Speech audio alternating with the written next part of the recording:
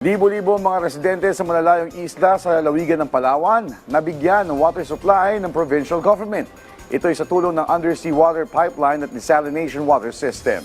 Si Jessie Atienza sa detalye. Sakay tayo ngayon sa isang speedboat at tatawid tayo sa ilan sa mga isla na sakop nitong bayan ng Roxas sa lalawigan ng Palawan. Dati yung mga residente dito na nakatira sa mga isla ay kailangan pa nilang tumawid ng 30 minutes up to 1 hour papunta sa bayan para lang makakuha ng potable water.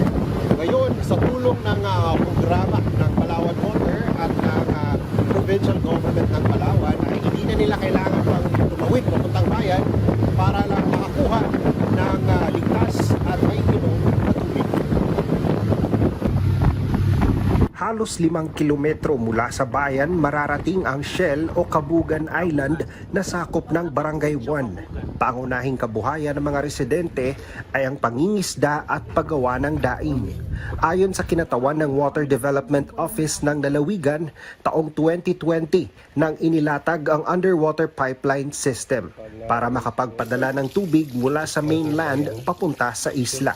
Gumamit lang kami ng balsa.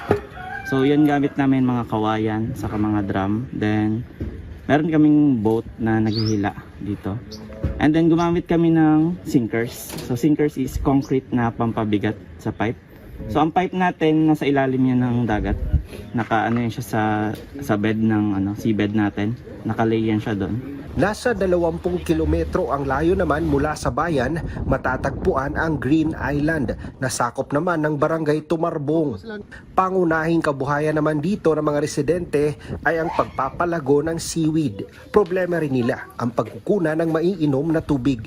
Pero ngayon sa tulong ng desalination water technology, pwede nang gawing potable water ang tubig mula sa dagat. Ito ay isang proseso na hinihiwalay ang concentrated seawater at ang product water. Geographically speaking, masyado tong malayo in Green Island. So investing a pipeline will make much cost dito. So hindi na siya economically sa design. And wala ring source na malapit dito na river. Even in Tumarbong, the near barangay, walang river na malapit. So nag-come up kami sa design ng desalination. Nagpasalamat naman ang mga residente sa isla dahil meron na silang sariling supply na tubig.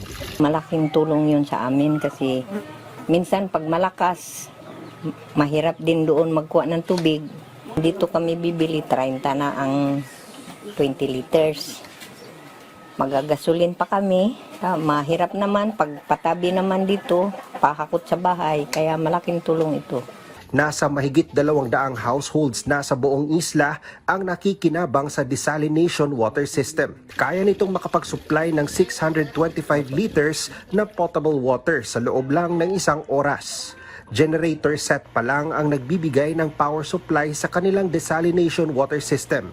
Plano naman ang Palawan Water na gumamit na ng solar energy para sa mas epektibong sustainability.